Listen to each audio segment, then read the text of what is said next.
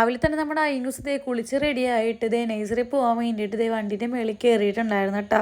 ആളിപ്പോൾ ഓക്കെയാണ് കേട്ടോ. നഴ്സറി പോകുമ്പോഴൊന്നും വലിയ കരച്ചിലും കാര്യങ്ങളൊന്നും ഇല്ല.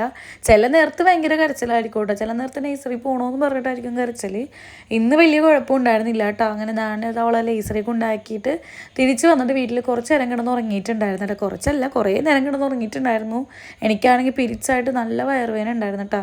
അതുകൊണ്ട് നല്ലോണം കിടന്ന് ഉറങ്ങിയിട്ടുണ്ടായിരുന്നു. പിന്നെ നമ്മുടെ ഐനൂസ് വരുന്ന കുറച്ച് നേരം മുന്നേ എണീറ്റിട്ട് ഞാൻ കിച്ചണും അതുപോലെ തന്നെ ഹാളും റൂമൊക്കെ ഒന്ന് അടിച്ചു വരെ തുടച്ചിട്ടുണ്ടായിരുന്നു.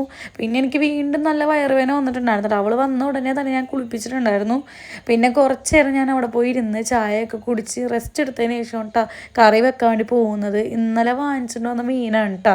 എനിക്ക് ഇതുവരെയും കറി വെക്കാൻ വേണ്ടി പറ്റിയിട്ടില്ല. കാര്യം വേറൊന്നുമല്ല, വീട്ടിൽ പോയപ്പോൾ ഉമ്മ കറി വന്നിട്ടുണ്ടായിരുന്നു.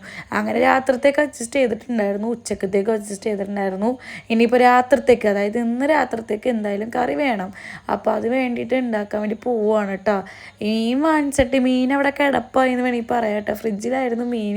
പിന്നെ ഉച്ചക്ക് ഞാനെടുത്ത് പുറത്തോട്ട് ഇറക്കി വെച്ചിട്ടുണ്ടായിരുന്നു.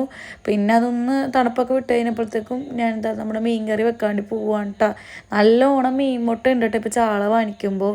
അങ്ങനെ മീൻ മുട്ടയും അതുപോലെ തന്നെ കക്കറിച്ചും കരളൊക്കെ എല്ലാം കഴുകി വൃത്തിയാക്കിയിട്ട് ഞാൻ അതേ മീൻ കറി വെക്കാൻ വേണ്ടി പോവുക കേട്ടോ. തക്കാളിയും നമ്മുടെ ഉള്ളിയൊക്കെ ഞാൻ ചോപ്പറിലെടുത്തിട്ട് ഇങ്ങനെ അരിഞ്ഞെടുത്തിട്ടുണ്ടായിരുന്നു. ഭയങ്കര സുഖമാണ് ഈ ചോപ്പർ വന്നേ. പിന്നെ എനിക്ക് ഉള്ളി അരിയേണ്ട പണിയൊന്നും എനിക്കില്ല കേട്ടോ. പിന്നെ രണ്ടടപ്പിലോട്ടും മീൻ കറിയും നമ്മുടെ കക്കറിച്ചൊക്കെ സെറ്റാക്കിയിട്ടുണ്ടായിരുന്നു. ഇന്നലെ രാത്രി വാങ്ങിച്ചിട്ട് വന്ന വെളിച്ചെണ്ണയാണ് കേട്ടോ. ഇതുവരെ എനിക്ക് കുപ്പിയിലാക്കാൻ സമയം കിട്ടിയിട്ടില്ല. കാര്യം വേറൊന്നുമല്ല കേട്ടോ, ഭയങ്കര മടിയാണ് എനിക്ക് റീഫില്ല് ചെയ്യാൻ വേണ്ടിയിട്ട്.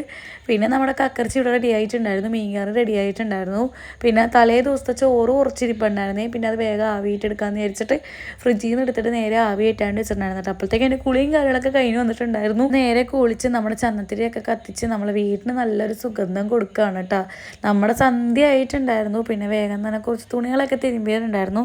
അതെല്ലാം കൈയോടെ പോയിട്ട് മുറ്റത്തുനിന്ന് എടുക്കുകയാണ് കേട്ടോ. ഇനി അതിവിടെ വന്നിട്ട് നേരെ മടക്കി വെച്ച് അലമാരിലോട്ട് കയറ്റണം കേട്ടോ. ബെഡ്ഷീറ്റും കാര്യങ്ങളൊക്കെ ഉള്ളതുകൊണ്ട് തന്നെ ഒരുപാടുണ്ട് മടക്കാൻ വേണ്ടിയിട്ട്.